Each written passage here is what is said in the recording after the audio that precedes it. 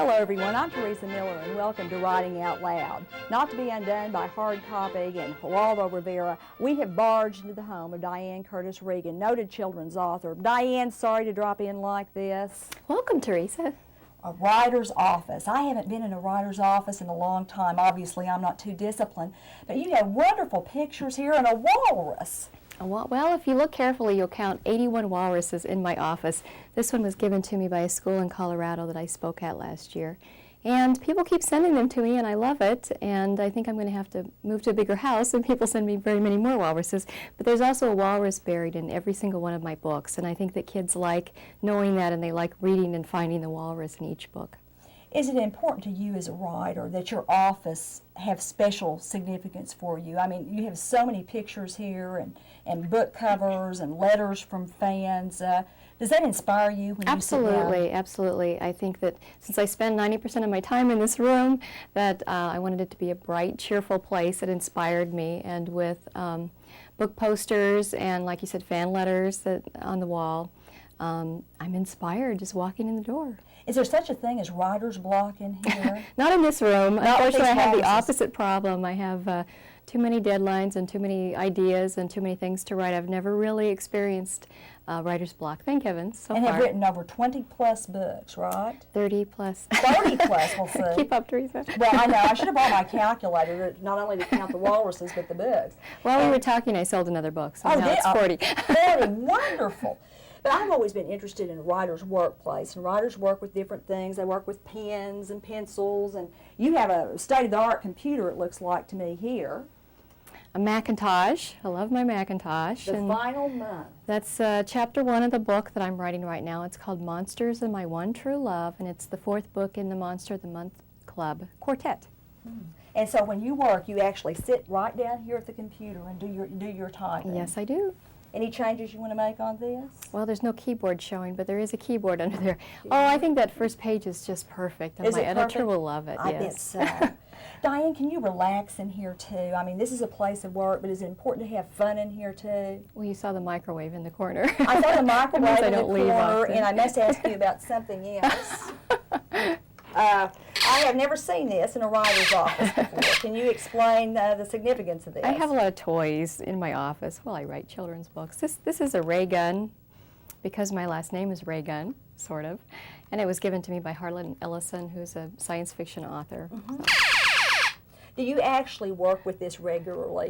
Is this an When I important need part to of your relax. writer's routine? This inspires me. I don't know. And There's then lots of toys. this, my goodness. yes. This is serious. My pride and my joy. I've written can some imagine. fantasy novels, and this is Excalibur, and it's an actual sword. It's very heavy. Do you want me to knight you? No. Well, yes, do knight me. Sir Teresa, is that right? Well, we'll work on that. Lady Teresa. In the or name what- of chocolate. I In the knight name you. of chocolate. Is the pen Isn't that mightier pretty? than the sword? Absolutely, yes. Isn't that pretty? And book covers all over the walls here. When you look at all these book covers, Diane, the 30 plus, 40 with this latest sale that we were talking about, does it surprise you? Did you ever think that you could do anything like that? It surprises me. I feel tired when I look at the wall, actually. It surprises me because I moved here exactly 10 years ago with one published book, and now there's over 30. So, yeah, it amazes me. I feel very fortunate and very blessed to be doing this. Well, it's really impressive. You also have a stuffed dog here. Does the dog get along with the walrus? People started sending me St. Bernards because there's a St. Bernard in the Ghost Twin series, so now you'll start seeing St. Bernards everywhere. Do you remember, when you sit down here, do you remember different passages you wrote at different times when you were sitting behind your desk? Yes, I think actually what's going on in your life it takes a lot of bearing on what goes into certain chapters.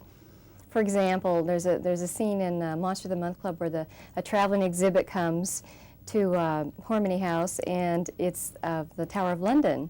And I had just been to the Tower of London the week before, and so it's funny how things in your life find their way into your books. Diane, you've mentioned that you spend 90% of your time in here doing all this hard work, and I know you do work very hard, but is there something more that's needed to make a successful book than hard work? And hard work. Oh.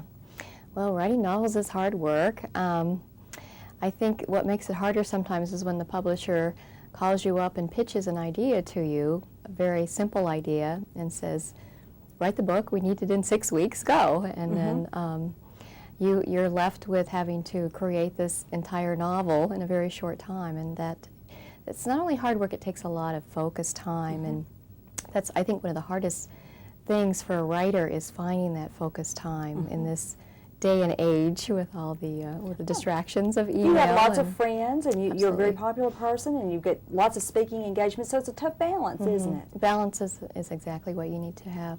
But in addition to that hard work, there need to be moments of just magic in here when things come together, and even you can't explain it as familiar as you are with the writing process. Yeah, exactly. As a matter of fact, a lot of the questions I get asked are, do you outline the entire novel before you write it and have everything worked out? And no, I don't. And I know teachers like me to say that I do to their classrooms, Sure. but that's where the magic comes, the serendipity of starting a story and letting your imagination go, and you're writing the story like you're reading a book. You keep going to see what's going to happen next, and that's where the magic comes in. You write a lot about supernatural type characters and ghosts and vampires, and what intrigues you so much about ghosts and vampires? I think I write the kind of books I liked to read when I was growing up, and I like to read ghost stories and things like that, and I'm just drawn to that. The other thing with supernatural, if you want to call it that, ghosts and monsters and vampires, you're taken out of the real world, so it allows you to be more creative, and you can make up vampires who are vegetarians and drink herbal blood and things like that, which is in one of my books, and that's a little bit more magic, I guess, that comes in. Absolutely, and you certainly don't have the stereotypical vampires, we should add. One of your series that has been incredibly popular is the Ghost Twins series. You want to tell us a little bit about how that got started and the wonderful news you've gotten on Ghost Oh, Twins yes. just in the last day or two. Okay, well, let me tell you the news first. Okay.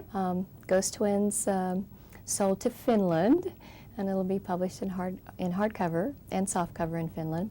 And it's also sold to France and into the United Kingdom, too. So it's kind of fun when that happens. Ghost Twins started when Scholastic called me and asked me to write the series. And they just gave me the very basic idea. It's about a boy and a girl who are twins, who are ghosts, and they have a St. Bernard, and that's all. So I created everything else, the characters and the setting and the stories, and it's an 8-book series.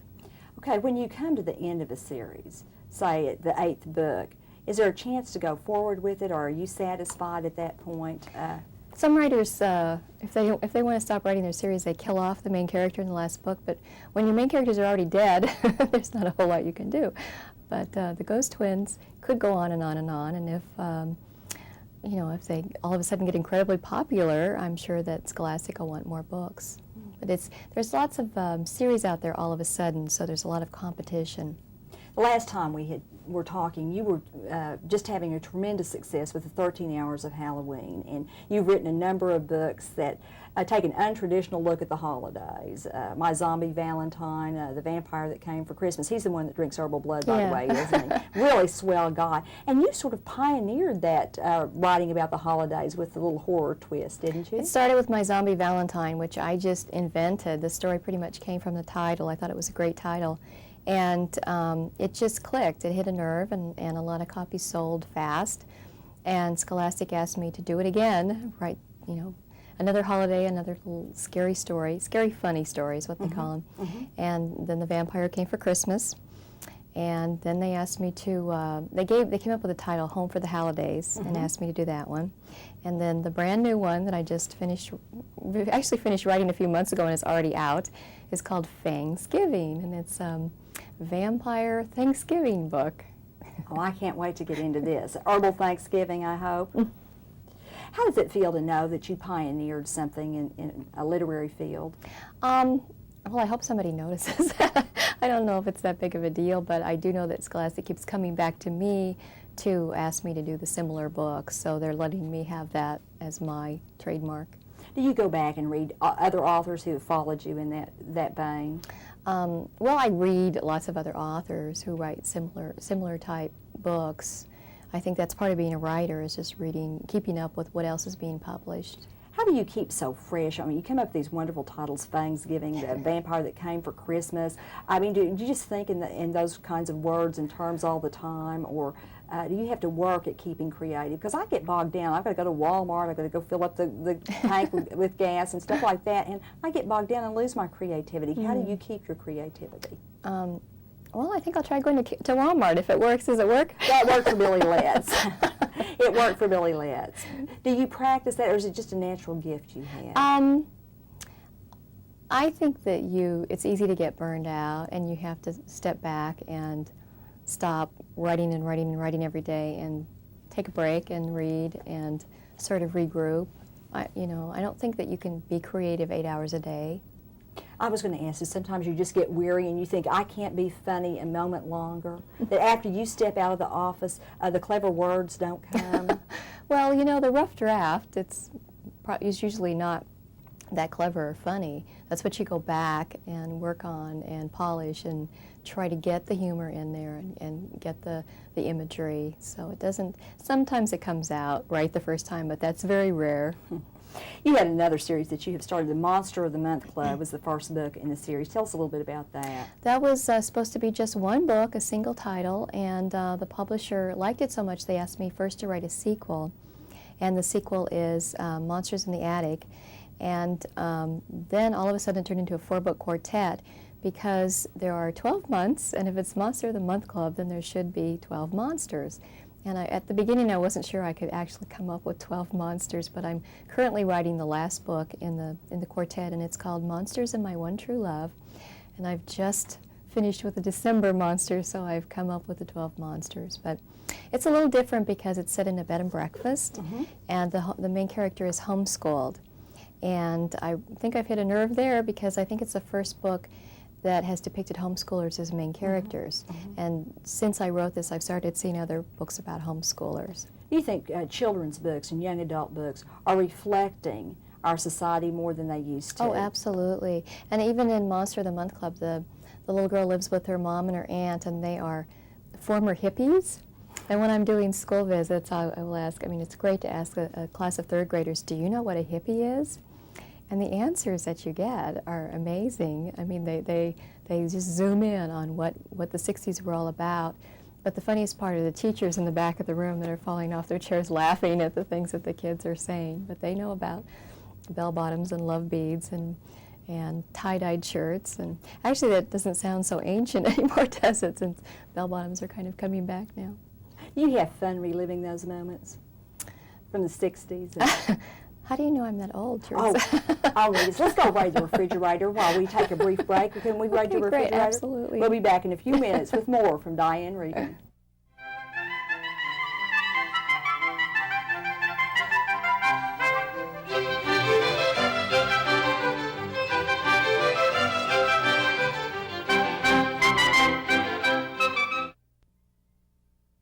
This is an RSU-TV encore presentation of Writing Out Loud.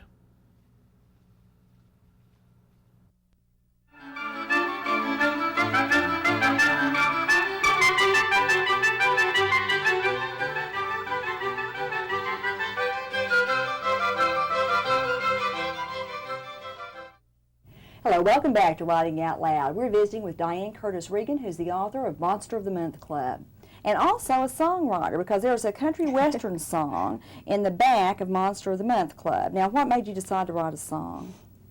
Well, the main character, Rilla Harmony Earth, this is her favorite song, and it's called I Love You Till My Pickup's Lost Its Shine, and she likes to play it on the ukulele and sing it. Would you read a line or two of it for us? Well, I have to be real twangy. Okay, that's good. See, it's hard for me to be twangy, but go ahead. I bet you can do it. You're talented. Tracy, you're the queen of twang. I'm the queen. I love it. I needed a title for a long time. Bless you. He called me from a truck stop in Albuquerque. I screened it on my answering machine. When I heard his voice, Lord, I started crying. Thought I'd never hear from that cheating man again. Oh, that's great. When I was 13, I loved songs about those cheating men. So. Oh, and so now you've immortalized them, haven't you? Yes. You know, you're writing about scary things, but there's humor, there's music. Are you trying, in a way, to diffuse the scariness? Are you trying to tell us that sometimes things that we look at that are fearful, if we have some laughter laughter, we have some humor, if we have some amusement and joy, that they're not so scary after all. Absolutely, and young kids like scary stories, but they don't want to be too scared, and using humor and making it what is called scary funny diffuses it so they can have fun with it. Dian, you also write a lot about families. We'll switch subjects here from monsters to families and the family dynamics. And one of your most recent books is Daddies. What made you decide to write about daddies? This is completely different for me. Daddies is for toddlers, and it's also a gift book for sold quite well at Father's Day. And it's in rhyme, which I always tell writers never to do, but this just happened. And I sold Daddies to the publisher, who said, we like it and we want you to write a companion book to go along with it called Mommies. And it's multicultural. It shows different dads with their toddlers and as they go through a day. And it's very, very simple. It's very different for me. And they like them so much now they want me to write grandmas and grandpas. Are you going to do that? Well, to write something in rhyme like that, I can write a complete novel faster than I can write 2 pages in rhyme, because it looks easy, but it's very difficult to make it come out right. I've heard Daddies described as a story that makes single-parent families seem conventional, nothing out of the ordinary in a single-parent family. Was that your goal as you wrote that, or do you just think single-parent families are becoming No, it more wasn't my goal. But sometimes reviewers tell you things about your book that you don't know or you hadn't thought of, and I didn't have any idea about writing about single-parent families, but this is the way it's been taken, which is okay. We mentioned earlier that there's a certain magic to writing, and I know you're interested in magic because it shows up in your writing, or strange things, fantasies. And The Curse of the Trouble Dolls, I wondered if you'd tell us a little bit about that.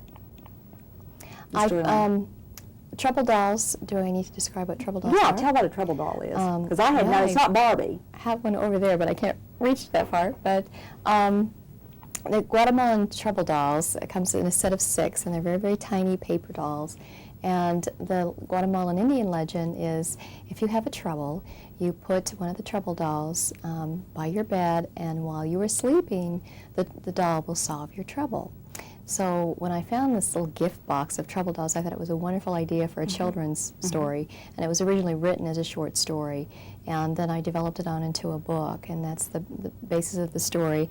The little girl tests them, and they do solve her trouble initially, but then her friends start borrowing them because her friends have troubles that they want to solve, and that's how you get the conflict into your book. Every book has to have conflict.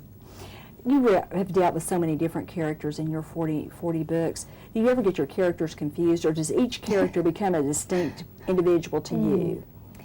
It's good when they're very, very distinct characters. Sometimes when I'm so busy, I'm writing one book, and I'm reading the galleys on another book, and I'm reading the copy-edited manuscript on another book, and I'm working back and forth. It's easy to get mixed up, and for that reason I really can't write more than one book at a time. I need to stay focused on one character and one story.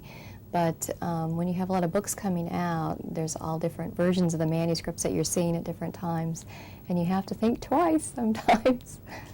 I've got to tell you that one of my favorite books that you've done is Princess Nevermore. And I've heard you say that it took you a long time to write Princess Nevermore, and it's also the book that's closest to you. And I wondered if you'd answer both those questions. Why so long, and why is it closest to you? Princess Nevermore is probably close to me just because I've lived with the story for so long, and it's more serious than my other books, and a lot of subplots and different levels about having to say goodbye to someone you love and choosing what world you want to live in, and there's a lot in there. It's a very complicated story. It took me a long time to write, and we're talking about 20 years, just because I think when I started writing it, I didn't really know how to write a novel, but I was in love with the story, that idea that I'd come up with, and I just kept working at it over the years, and I finally finished it, and it's out, and there's going to be a sequel. And there's probably going to be a trilogy. It's probably going to be a trilogy. Is this book autobiographical at all? I think every book is. Yeah. And we mentioned the time span, the 20 years. Are there some books that just take 20 years to write? It's not that you needed to learn to write a novel, that it just needed 20 years to evolve. Do you think that happens sometimes? I have books I've started that I needed to sit down for a while and think about, and different things happen in your life and that allow you to come back to the story and go on with it. Writing is really a lifelong process. How have you changed as a writer over the years? I'm faster now. I know. Oh, well, you have to be with the deadlines that yes. you've got. That's an interesting question because I feel like I'm still learning. Even though I have books published, I still feel that I can get a lot better, and I still need to study and listen to other authors speak about their work and read other authors' work. And so it's a continuing process of building your skills. We mentioned reviews earlier, and you got a starred review in Publishers Weekly for Princess Nevermore, which is very rare. I mean, that's the highest distinction that you can get in a review publication. Do you learn from reviews? I mean, that was wonderful to hear the good things, but do you learn from reviews? And we know that a lot of times they're way off the mark, but sometimes they're informative. Writers usually have a love-hate relationship with reviews. Let me guess, you love the one that gave you a star. Oh, yes, it's wonderful. Would you like to see it? I have it right here in my pocket. I have it memorized, laminated. No, you've already sent it to me. No. It's, a lot of times, if they criticize something about your book, rarely, well, a lot of times I don't agree with them, or the editor will send me a note and say something terrible about the reviewer, and then it makes me feel better. But there have been a couple times when the reviewers have said something that made me go, ouch. I think maybe they might be right, but that's a part of the learning experience, and then you don't do that again. You don't make that same mistake again. So you really do read reviews and Yes. take note of it. I know some people don't, but I do. You also write a lot about the process of writing. You've written articles for Byline magazine and for Writer's Digest and different publications. What advice do you have for people who want to write children's books? Mostly read the kind of books that you want to write, and find, what's more important is finding your voice. Do you have the voice to write for 8-year-olds or 12-year-olds or 15-year-olds, because there are different categories in children's books. Be aware of who's publishing the kind of books that you want to write, and write. Some people want to write, but they don't spend any time sitting down writing, and I say if there's any trick to this, the trick is sitting in the chair and putting your fingers on the keyboard and staying there and working. And that's the magic right there. Do you think some people have a misconception about writing for children, that somehow it's easier because the books are shorter? Yes, I hate to hear people say that, but it's just as difficult as writing an adult novel.